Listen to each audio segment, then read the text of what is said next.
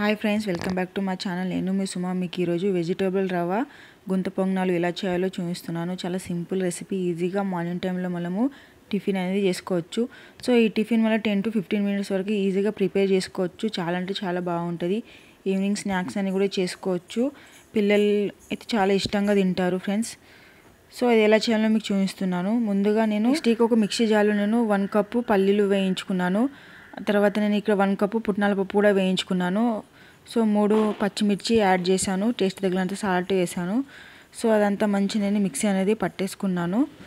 So కొద్దిగా water వేసుకుంటూ mixie అనేది పట్టాను. సో పట్టుకున్న తర్వాత ఒక బౌల్లో అది యాడ్ చేశాను. దాన్ని నేను ఇక్కడ తడక అనేది వేసేసాను. ఒక 2 టేబుల్ స్పూన్ ఆయిల్, వెండిన పచ్చిమిర్చి, ఆవాలు, జీలకర్ర, కరివేపాకు వేసి నేను ఇక్కడ తడక అనేది వేసేసుకున్నాను. సో ఇక్కడ చట్నీ అనేది రెడీ అయిపోయింది ఫ్రెండ్స్. చూడండి, అలా ఆ విధిలోనే చేసేసుకున్నాను. ఆ తర్వాత నేను ఇక్కడ ఇంకా మిక్సీ జార్లో నేను ఇక్కడ 2 కప్పు రవాని తీసుకున్నాను. మళ్ళీ ఉప్మా రవ్వ ఉంటుంది చూడు, ఆ రవాని తీసుకున్నాను. సో ఆ తర్వాత నేను 1 కప్ అనేది మళ్ళీ అటుకులు ఉంటాయి చూడు, ఆ అటుకులు నేను కొద్దిగా సేపు నానబెట్టుకొని 1 కప్ అనేది దాంట్లో యాడ్ చేశాను. సో ఆ రెండు నేను మంచిగా మిక్సీ అనేది పట్టేసుకున్నాను. సో మరి కచ్చపచ్చగా ఉండకుండా కొద్దిగా వాటర్ వేసుకొని మిక్సీ అనేది పట్టేసుకున్నాను. సో ఆ తర్వాత నేను ఒక 1 బౌల్లో నేను ఇక్కడ 2 కప్పు రవ్వకి 1 కప్పు బియ్యం పిండి అనేది వేసుకున్నాను. ముందుగా పట్టుకున్న మళ్ళా రవ్వ మళ్ళీ అట్టుకున్న వేసుడు అవి నేను ఇక్కడ మిక్సీ పట్టుకొని దీంట్లో అనేది యాడ్ అని చేసేసాను. చూడండి, చూపించిన విధంగా అలా యాడ్ అని చేశాను. సో కొద్దిగా అంత వాటర్ అనేది దాంట్లో యాడ్ చేశాను. ఇక్కడ 1 టమాటో చిన్నగా కట్ చేసుకొని యాడ్ చేశాను. 1 ఆనియన్ చిన్నగా కట్ చేసుకుని యాడ్ చేశాను. అలానే క్యాప్సికమ్ కూడా ఇక్కడ చిన్న కట్ చేసుకుని యాడ్ చేశాను. అలానే నేను ఇక్కడ 2 క్యారెట్ చిన్నగా తరుక్కొని దీంట్లో అనేది యాడ్ చేశాను. చూడండి, చూపించిన విధంగా చేసుకుంటే చాలా అంటే చాలా బాగుంటుంది. సో ఆ తర్వాత నేను ఇక్కడ 2 పచ్చిమిర్చి కచ్చపచ్చ దంచిది ఇక్కడ యాడ్ అనేది చేసేసుకున్నాను. సో ఆ తర్వాత నేను ఒక 1 టేబుల్ స్పూన్ జీలకర్ర, నెక్స్ట్ ఇక్కడ నేను టేస్ట్ తగినంత సాల్ట్ అనేది యాడ్ చేసుకున్నాను.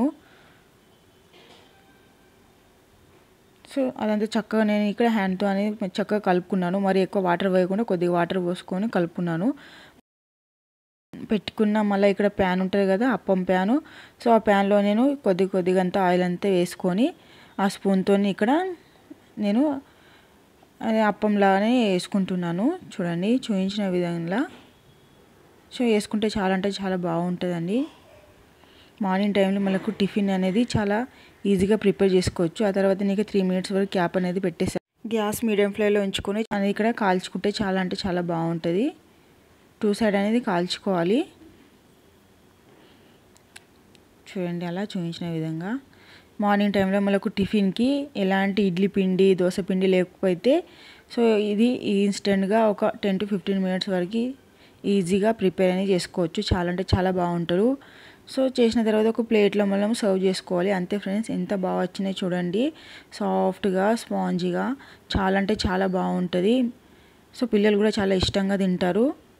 Healthy recipe. సో అది ఎలా చేయాలో మీకు చూపించాను. ఖచ్చితంగా మీ ఇంట్లో ట్రై చేయండి ఫ్రెండ్స్. సో అది ఎలా చిన్న కామెంట్లో మెన్షన్ పెట్టండి. మరిన్ని రెసిపీస్ కోసం నా ఛానల్ని సబ్స్క్రైబ్ చేసుకోండి ఫ్రెండ్స్. సో నాకు కామెంట్లో మెన్షన్ పెట్టడం మర్చిపోకండి ఫ్రెండ్స్. నా ఛానల్ సబ్స్క్రైబ్ చేయండి ఫ్రెండ్స్. Bye bye.